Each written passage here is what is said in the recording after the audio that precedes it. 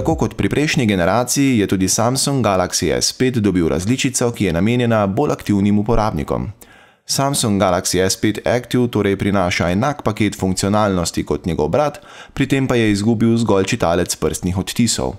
Vsi trije gumbi pod zaslonom so po novem fizični, namesto kombinacije enega fizičnega in dveh kapacitivnih.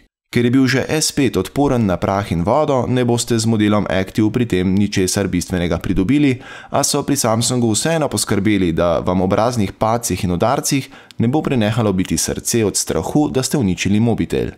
S5 Active ima namreč ojačene vogale in debelejši pokrov hrbta. Programska oprema na S5 Active je trenutno Android 4.4 KitKat, a naj bi bil Active po uradnih informacijah med prvimi Samsungovimi mobiteli, ki bodo prejeli nadgradnjo na Android 5.0 Lollipop. Za vse ostale podrobnosti pa obiščite Tehnik in si preberite test na dlani.